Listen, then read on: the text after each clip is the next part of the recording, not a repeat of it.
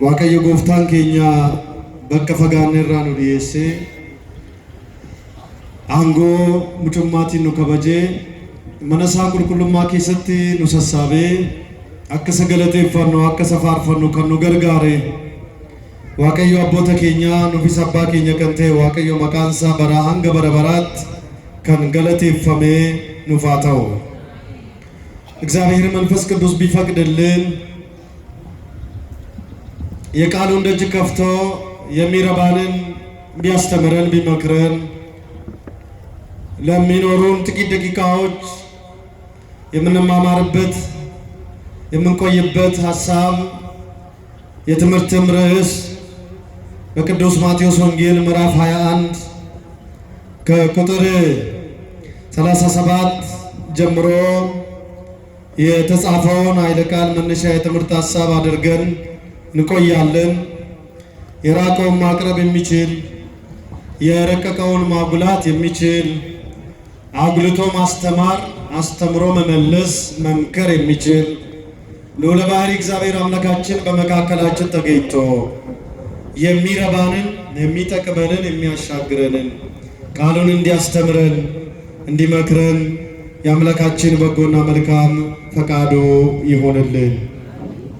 waaqayyo keenya safagaatee nutti dhiyeesse isa nu jalaa dhokatee nu mul'ise akka nu barsiisu akka nu gorsu eeyyama abbummaa isaa nuuf haa ta'u jecha yeroo gabaabaadhaaf kan nuti walii wajjin barannu mata dureen barumsa keenyaa wangeela Maatewos boqonnaa 21 lakkoofsa 34 irratti barreeffamee sagalee argamudha.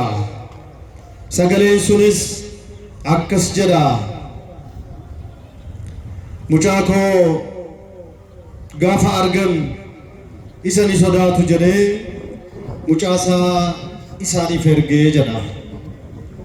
የትምህርታችን ርዕስ ቅድም እንደነገርኩት ኋላ ግን ልጄንስ ያፍሩታል ብሎ ልጁን ላከባቸው በሚል ሐሳብ እንቆያለን። እስኪ ልጄንስ በሉ ያፍሩታልና ብሎ ልጁን ላከባቸው። ምኑን ላከባቸው? ልጄ ያፍሩታል፣ ያከብሩታል፣ ይፈሩታልም ጭምር ብሎ የሚተማመንበትን መፈራት የባህሪው የሆነውን የሚታፈረውንም ጭምር የሚፈራውንም ጭምር ልጁን ላከባቸው። የዚህ ኃይለ ቃል ባለቤት ጌታችንና አምላካችን መድኃኒታችን ኢየሱስ ክርስቶስ ነው። ቃሉ የተነገረው ከተለያየ ስፍራ ለብዙ ጊዜ ለጥያቄና ለክስ ብቻ ይቀርቡ ለነበሩት ከፈሪሳውያን ወገንና ከሰዱቃውያን እንዲሁም ደግሞ ለካህናት አለቆች የተነገረ ኃይለ ቃል ነው። ይህ ቃል መቼም መድኃኒታችን ኢየሱስ ክርስቶስ በተለያየ ጊዜ በተለያየ ቦታ በምክር ሐሳብ በተግሳጽ እንዲሁም በምሳሌ ያስተማረባቸው ብዙ ቦታዎች አሉ። በምሳሌ ካስተማራቸው ትምህርቶቹ መካከል ነው ዛሬ እግዚአብሔር ቢረዳን እንድንቆይበት ያነሳነውን ሐሳብ የመረጥነው። ስለዚህ እግዚአብሔር አምላካችን ይህንን ቃል ለማን እንደተናገረ ማወቅ ተገቢ ስለሆነ በወቅቱ ይዙት ለሚናፍቁ ሊገድሉት ለሚመክሩ የተሾሙበትን አውደ ምሕረት የሚያገለግሉትን ቤተ መቅደስ በውል ላልተረዱ ለሊቃነ ካህናት ተወካዮች ለነሱም አገልጋዮች ለፈሪሳውያንም ጭምር በምሳሌ ያስተማራቸው ቃል ይህ ትምህርት ዛሬ ለእኛም ይጠቅማልና በዚህ ሐሳብ እንድንማማር ፈቅደናል ማለት ነው። እግዚአብሔር መንፈስ ቅዱስ ሁላችንንም ያስተምራል። መቼም ሀፊረ ገጽ በጠፋበት በዚህ ዘመን ሰውን በማያፍርበት ሰውን ማፈር ክብር የማያስገኝ መስሎ በታየበት በዚህ ዘመን መፈራት መፍራት የሚገባውን እግዚአብሔርን በዚህ ምሽት መፍራት እንደሚገባን ተማምረን እንገባለን ማለት ነው። ስለዚህ እሱን የሚፈራ አእምሮ፣ ፈርቶ ለሱ የሚገዛ ማንነት እግዚአብሔር ለሁላችንም ያድለን። እገገልገለ ከና ዋቀዮን ሰፌፈቹ ዋቀዮን ሶዳቹ ዋቀዮን ቃኔፈቹራ በዲናን ከኑት በረቻ ተሩ ጀቻ አኩመ ቤክተን አዱኛን ኑት ኬሰ ጅሩ beekumsa foonii irraan kan ka'e namni nama safeeffachuun namni waaqayyoon sodaachuun sammuu namaaf jireenya namaa keessaa haxaamee akka bade isinitti himuun hin barbaachisu. Namoonni hedduun biyya lafaarra yeroo jiraatan hammam waaqayyoon sodaatu, hammam waaqayyoon safeeffatu, waaqayyoon fuulduratti namoonni maal fakkaatu, namoota duratti namoonni maal fakkaatu wanni jedhamu barumsa keenya keessatti ilaalaa turraa jecha. ስለዚህ ልጄን ይፈሩታል አለ። ይህን በስፋት ሳልገባበት በጣም የሚፈራ ልጅ ያለው አባት ልጁ የሚፈራለት አባት የመጨረሻ ስለ ልጁ ጉዳይ ደግሞ ይፈሩታል ብሎ የተማመነ አባት አይደፍሩትም፣ አይተላለፉትም። ልጄ ነውና ይፈሩታል። የልጁ መፈራት በሱ ዘንድ የሚታወቅለት አባት ልጄን ይፈሩታል ብሎ ልጁን ላከላቸው ይላል። በደንብ ሐሳቡ እንዲገባን አምላካችንና መድኃኒታችን ኢየሱስ ክርስቶስ በዚህ በቅዱስ ማቴዎስ ወንጌል ምዕራፍ 21 ከቁጥር 33 ጀምረን ሌላ ምሳሌ ስሙ ብሎ ማስተማር ጀመረ ይላል። ሌላ ምን ስሙ? በግድ የላችሁ ሌላ ምን ስሙ? መልሱ እስኪ ሌላ ምን ስሙ? አፌን በምሳሌ እከፍታለሁ፣ ዓለም ከመፈጠሩ አስቀድሞ የነበረውን ያው ምሳሌ እናገራለሁ ብሎ በትንቢት በተናገረው ቃል መሰረት ክርስቶስ በምድር ላይ ብዙ ትምህርቶቹ በምሳሌ ነበሩ። ምሳሌ ማስተማሩ አንድም በምሳሌ መናገሩ ትንቢትን መፈጸሙን ማሳያ ነው።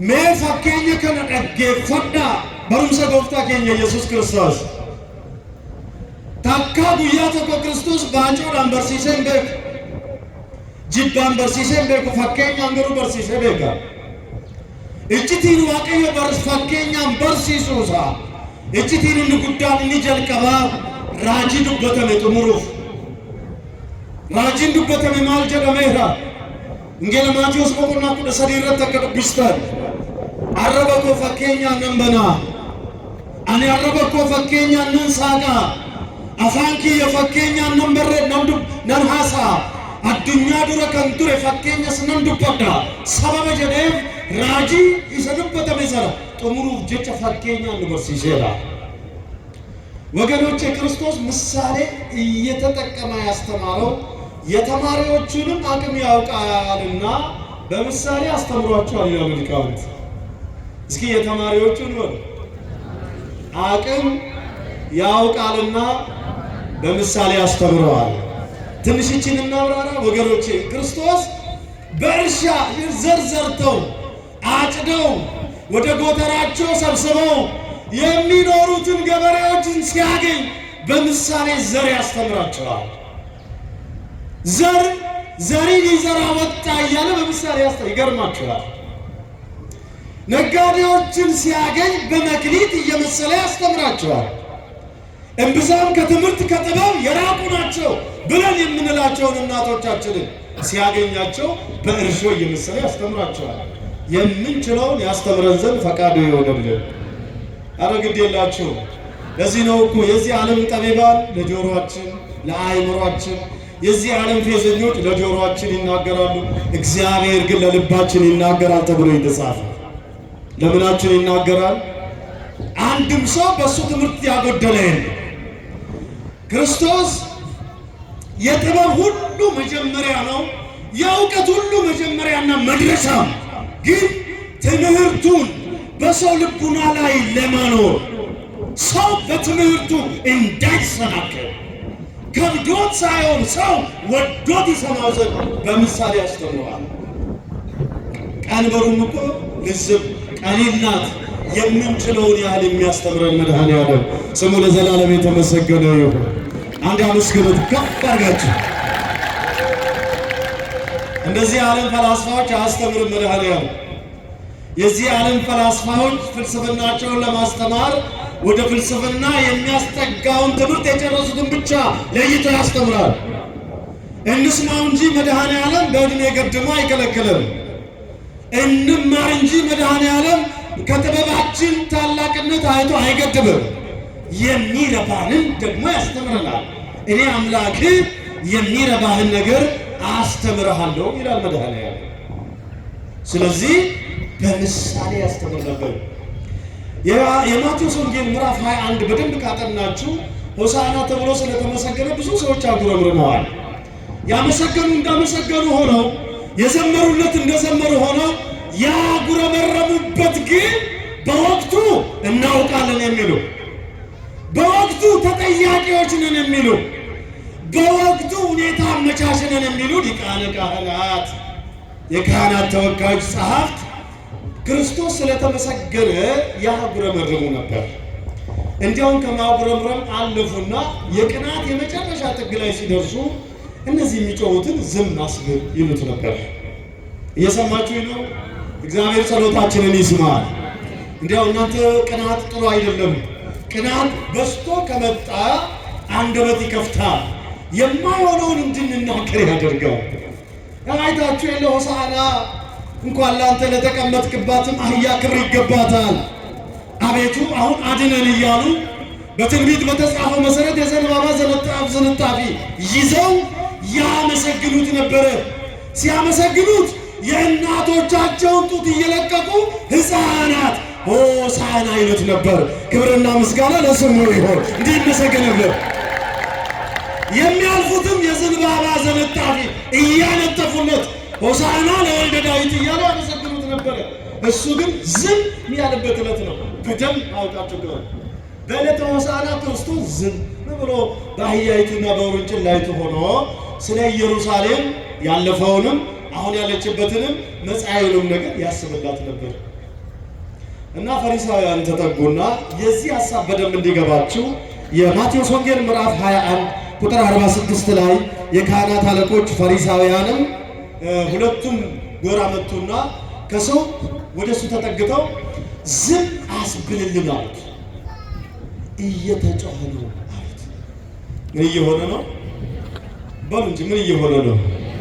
በቤተ ፋጌ በደብረ ዘይት አካባቢ ጩኸት በዝቷል፣ ዝም አሰኝልን አሉት።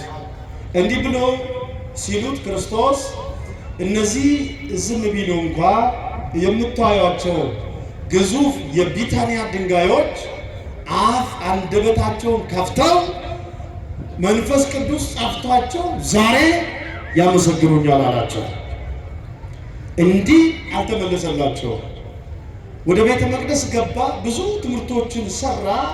እንደገና ሊፈትኑ ሲመጡ ሌላ ምሳሌ ስሙ አላቸው። ሌላ ምን ስሙ? አሁን የመጨረሻ የኢየሱስ ክርስቶስ የማዳን አገልግሎት ወደ መጨረሻው የተቃረበ ትምህርት ነው። ይሄ ሁሉን የሚገልጥበት አብ እንዴት ባለ ፍቅር ለወይን ቦታው ክብርን እንደሰጠ የሚገልጥበት፣ ሁለተኛ አብ እንዴት ያለ የሚፈራ ልጅ እንዳለው የሚገልጥበት ምዕራፍ ላይ ደረሰና አንድ ሰው አላቸው የወይን አትክልት የተከለ ባለቤት ሰው ነበረ አላቸው። የወይን በሉ እስኪ አትክልት የተከለ አንድ ሰው ነበረ። የተከለ የሚለውን አስምሩበት። የሌላውን አላደረገም። ወይን ከመተከሉ አስቀድሞ የተመረጠች ናት። ከመተከሉ አስቀድሞ ሁኔታ ያስፈልጋት። ከተተከለች በኋላ ቅጥር ያስፈልጋታል። ከተተከለች በኋላ እንድታድግ ውሃ ያስፈልጋታል። ከተተከለች በኋላ እንዳትሰረቅ ደግሞ ጠባቂ እረኛ ያስፈልጋታል። እንዳትጠማ፣ እንዳትሰረቅ ወይን ብዙ ጉዳዮች ያስፈልጓታል። እሱም ቅኔ እግዚአብሔር የኢሳይያስን አንደበት ጸፍቶ በትንቢተ ኢሳይያስ ምዕራፍ 5 ከቁጥር 2 ጀምሮ ተናግሯል። የወይን አትክልት ስፍራ የወይን ተክል የነበረው ሰው ነበረ። የወይን አትክልት የተከለ ባለቤት ሰው ነበረ። የተከለ ካልኳችሁ ባለቤት የሚለውንም ጨምራችሁ አስምሩበት። እየፈታን እንዲሄድ ያች የወይን አትክልት ለጊዜው ለእስራኤል ዘሥጋ የተነገረ ነው። ለእስራኤል ዘሥጋ ቅጥር ያስፈልጋታል። እግዚአብሔር ቅጥር ቀጥሮ ጠበቃት። ለእስራኤል ዘሥጋ የተመቸ ምቾት ያለው አፈር ከድንጋይ ከጭንጫ የተለየ አፈር ታፈራበት ዘንድ ታድግበት ዘንድ ትበላና ትጠጣና ደግሞ መልካም ፍሬን ታሳይ ዘንድ ምቹ ሁኔታ ያስፈልጋት ነበረ። ያ የእግዚአብሔርን ቃል ይተካል። በነቢያት አንደበት፣ በደጋግ ሰዎች አንደበት፣ በዘማሪያን አንደበት፣ በነ ዳዊት በነ ሰሎሞን ምሳሌና ዝማሬ አንደበት እስራኤል ዘሥጋን ምቹ ቃሉን ይሰሙ ዘንድ እግዚአብሔር በወይን መስሎ ጠርቷቸዋል። ሁለተኛ ቅጥር ቀጠረላት። ቅጥር ድንበር ነው። አንደኛ ያቺ ወይን ዘላ እንዳትወጣ፣ ሁለተኛ ወደ ወይኗም ሰራቂ እንዳይመጣ፣ የሚቀጥፋት እንዳይመጣ ቅጥር ቀጠረላት። በአጠቃላይ ለወይኗ የሚያስፈልገውን አዘጋጀላት። መጽሐፍ ምን ይላል? ሁሉን ያዘጋጀ ማን ነው? ከፍ አድርጉለታ በእልልታ በጭብጨባ ሁንደ ከንቆጴሰ ዋቀይ ሁንደ ቆጴሴ ከውን ዋም ዋቀይ ወይኒ እtti kan fakkaate mucaa namaati. Israa'el duriis yoo jettan, Israa'el kakuu haaraas yoo jettan, wayni itti kan fakkaate mucaa namaati. የሰው ልጅ ነው። ማን ነው አልኳችሁ? አዎ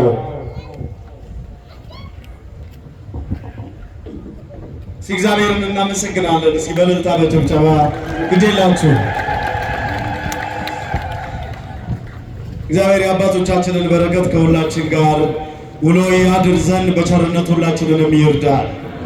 ይህን መከባበር መዋደድ እግዚአብሔር ክፉ ሰይጣን እንዳይወስድብን በቸርነቱ ይርዳል። ሙጫ ነማቲ ወይኒ ከንጀለሜ ሙጫ ነማቲ ማልቱ በርባችሳ ብዮ ጋሪ ለፍንዲረት ጉደቱ ለፍንዲረት ደጋል ኢሳፍ በርባችሳ ብዮን ጭርጭር አደበ ኢሳ በርባችሳ ብዮ ጋሪ አርገና ሰኚ ጋሪ ተይብቅላ ሰኚት ጋሪ ተይብቅላን ፍሪ ጋሪ አርገምሲሳ። ለዚህ ወይን ቤተ እስራኤልን ነው። በአዲስ ኪዳን ወይን የተባልን እኛ የእስራኤል ዘነፍስ በአዲስ ኪዳን በክርስቶስ አምላክነት ያመንን የእግዚአብሔር ልጆች ነን። ስለዚህ አስፈላጊውን ነገር ሁሉ አደረገላት። ለእኛም እግዚአብሔር ሳንለምነው የምንሻውን ሁሉ አውቆ ነው የሚያደርግልን። የሚያስፈልገንን እንድንቀጭጭ ሳይሆን እንድናድግ፣ ልብ በሉ፣ እንድንንከራተት ሳይሆን ጸንተን እንድንቆም፣ እንዲያው እንድናድግ። ቀላል አይደለም። እሱም ቅዱስ ጳውሎስ ራስ ወደ ሆነ ወደ ክርስቶስ እደጉ በእርሱ ስር ሰዳችሁ ይላል። የሚገርም ቃል። አንድ ዘር ስር ከሰደደ ጥንካሬ ይኖረዋል። ስር ሳይሰዱ ማደግ አይቻልም። ስር የሰደደ ለማደግ ነው። ኦርቶዶክሳውያን ስር የምንሰድበት ዘመን ያደርግልን። በቃ ማደግ ከፈለጋችሁ ስር በመስደድ ስር ሰዳችሁ በሱ ራስ ወደ ሆነ ወደ ክርስቶስ እደጉ ነው የተባለ። ከዚህች በለስ ተማሩ። ይቺ በለስ የውሃ ችግር የለባትም። የውሃ ጉድጓድ ተዘጋጅቶላታል። ይቺ ወይን ማንም ይቆርጠኛል እንደፈለገ ብላ አትሰጋም። ቅጥር ተሰርቶላታል። ይሄ ሁሉ የእኛን ሕይወት ያመለክታል፣ የእኛን ሕይወት ያሳያል። እንዲህ ያለማ እንዲያው ቃል በቃል ቃሉን ማንበብ ጥሩ ስለሆነ ይህ የወይኑ ባለቤት አስፈላጊውን ነገር ሁሉ ካደረገ በኋላ ግንብም ሰራለና ለገበሬዎች አከራይቶ ወደ ሌላ ሀገር ሄደ ይላል።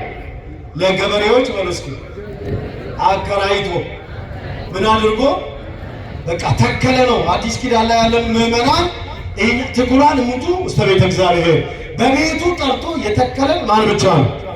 አመስግኑት በደንብ አድርጋችሁ። በእውነት የጠራን እሱ የተከለን እሱ። አሁን መምጣት አይደለም ለመተከል እንድንጸና እግዚአብሔር ሁላችንን ይርዳል። ጸሎታችንን መጽናትን መተከልን ስጠን ነው የሚለው። ጀባቹ አበቹ ኢጃረሙኑ ኬም ዋቀዮ መነሳቄ ሰትነዋ ይጃሩ ይገርማች መምጣት ብቻ እንዳይወስ መምጣት በሰባኪ ስብከት ልትመጡ ትችላላችሁ። የምትተከሉት ግን በእግዚአብሔር ሐሳብ።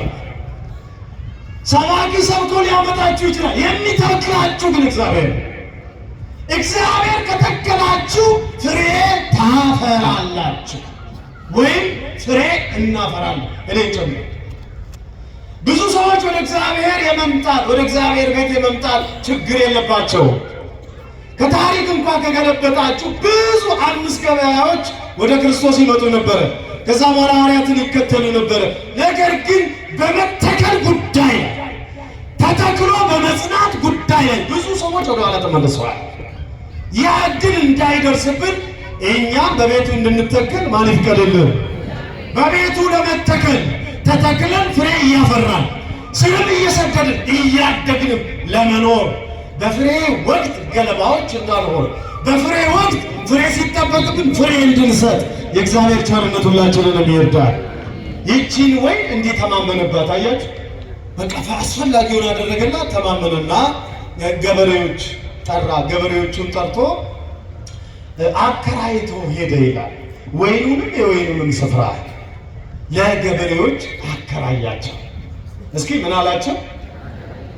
ሁላችሁም እንደምታውቁት አከራይ ካለ ተከራይ ተዘጋጅቶ ነው መኖር ያለበት። የተከራያችሁት ቤት ሊሆን ይችላል፣ ሌላ ሊሆን ይችላል። የተከራያችሁበትን ዋጋ ለመክፈል ሁል ጊዜ ከአከራዩ በላይ ተከራዮች ተዘጋጅቶ መኖር አለባቸው። በመጠየቅ ጊዜ መልስ ለመስጠት፣ በምንጠየቅበት ጊዜ መልካም መልስ ለመስጠት ተከራዮች እኛ ተዘጋጅተን ልንኖር ይገባል። ማጀሬ ጎፍታኔ ዋይ ወይኒ ሰና አባንሼ ዋንተሼ በርባችስ ኤርገሼፍ ከነ ቦደ ወረቲክ ሰሊት ወረ ኤገሊት ወረ አረመሊት ክሬሴ ሶኬሬ ጎፍታ።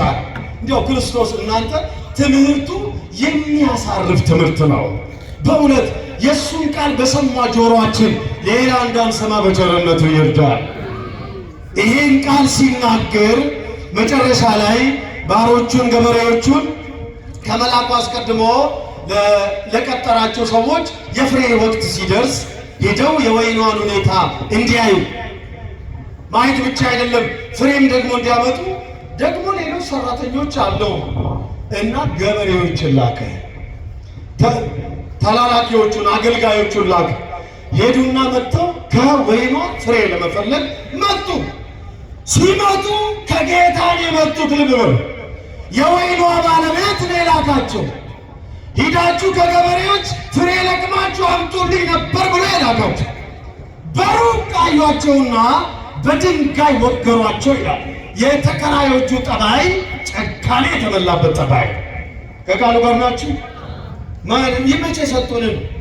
ስለዚህ ይሄ ርስት የኛ ነው። ቺም ወይን የኛ ናት። እቺን ወይን እንደፈለግን እንጠቀምባታለን። የዚህችም ወይን መገኛ እቺ ስፍራ ናት። ስለ ስፍራም ስለ ወይኑም እነዚህ መልእክተኞች በደህና መመለስ የለባቸው ብለው በድንጋይ ወገሯቸው አለ ጌታ። ቀጠለ፣ ሌሎችን ገደሏቸው፣ ሌሎችን ደበደቧቸዋል። 3 ጊዜ። ስንት ጊዜ ነው በለው? ስንት ጊዜ ነው? ስንት ጊዜ ነው ቃል? 3 ጊዜ። 3 ጊዜ ያው በሉቃስ ወንጌል ምዕራፍ 13 ቁጥር 8 ላይ በጣም ተብራርተዋል። የወይኑ ጌታ ፍሬ ይፈልግ ዘንድ ራሱ ወደ ወይኑ መጣ፣ ፍሬ አፍርታ ይሆን ዘንድ ብሎ መጣ። ይሄን ስናብራራው እግዚአብሔር በነፋሱ ዘመን በወጣትነት ዘመናችን ያስተማረን በዝማሬ እንድናመሰግነው የረዳን እግዚአብሔር ፍሬ ፍለጋ ወደኛ ይመጣል። በወጣትነት ዘመን ፍሬ አልባ ስንሆን ተስፋ አይቆርጥብንም። ደግሞ በጎልማሳነታችን ዘመን ይመጣል። በሱም ፍሬያማ ካልሆነን የማናስደስተው ከሆነን በስተርጅናም ደግሞ ይመጣል። የሚገርማችሁ መቃብር እስከምንገባ ድረስ እግዚአብሔር ተስፋ አይቆርጥብንም። ክብርና ምስጋና ለስሙ አጠራሩ ይሁን። ዋቀይ ዋከስ በረደርገ ጉማትስ ፍሬኑራ በርባድ በቃሳ አመኑ ሰገሌ ሳፋርሱ ከፈምድ bari dargaggummaa qilleensatutti baay'ata yeroo ati irra ceetu immoo bara ga'umsaatti sitti dhufa yaada bitateera maatii geggeessuu eegaleera yeroo jedhu sana nuu dhufa yeroo sanas ta'uu dinnaan yeroo dullumaatti nuu dhufa waaqayyo nutu abdiitti kutata malee firii nurraa argachuuf nutti deddeebi'uutti abdii hin kutanne እነሆ በደጅ ቆሜ አንኳኳለሁ ማንም ቢከፍትልኝ ወደ እሱ እገባለሁ ከእርሱ ጋርም ምን እበላለሁ አመስግኑት እንደዚህ ነው እግዚአብሔር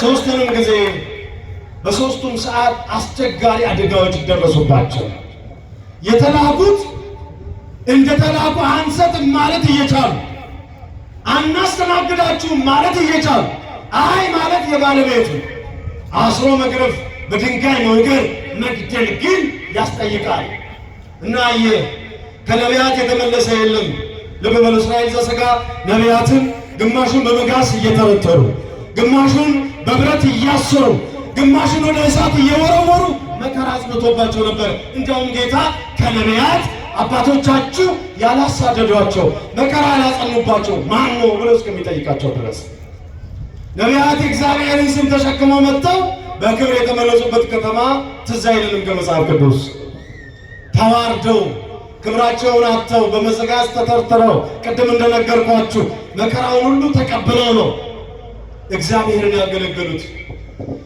የተላከውን የማይቀበል የላከውን ያልተቀበለ ላኪ ላይ የሚያፈስ የተላከውን ያቃልላል ላኪውን ያላመነ ያላከበረ የተላከውን ያዋርዳል ግልጽ ነው ይሄ መቼም እግዚአብሔርን ስለምንፈራ ነው ሰውን ፈርተን ከሰው ፊት ሀፊር ገጽ ኖሮን ሰውን አክብረን የምንኖር እግዚአብሔርን የማይፈሩ ሰዎች በፍሬያቸው ይታወቃሉ በምናቸው አልኳችሁ በፍሬያቸው ይታወቃል በጭካኔያቸው ይታወቃል በሚናገሩት ብቻ ሳይሆን በሚያደርጉትም ይታወቃል ከፍሬያቸው ታውቋቸዋላችሁ ተብለናል እና እኛ እግዚአብሔር በእውነት እሱን መፍራትን ከዛሬ ይልቅ ነገን ከነገም ይልቅ ዘመናችንን ጨማምሮ ያደለልን እግዚአብሔር በቃ እግዚአብሔርን ከፈራን ነገሮች ሁሉ ይስተካከላሉ ከዛ በኋላ ማወቅ ለመጽደቅ መስመር ነው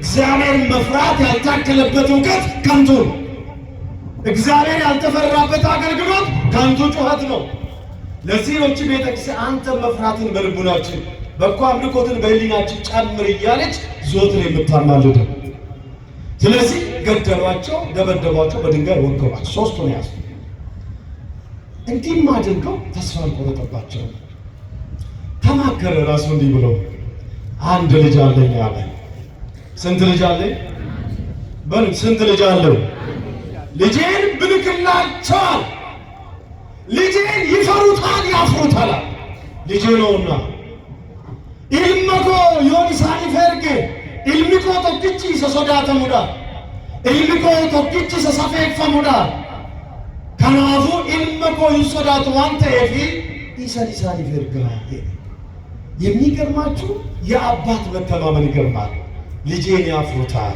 አለ ልጄን ይፈሩታል እዚህ ላይ እንኳን ሲታይ የሚፈራ ልጅ ያለው እግዚአብሔር አብ ነው ክብርና ምስጋና ለስሙ ይሁን የሚፈራ ልጅ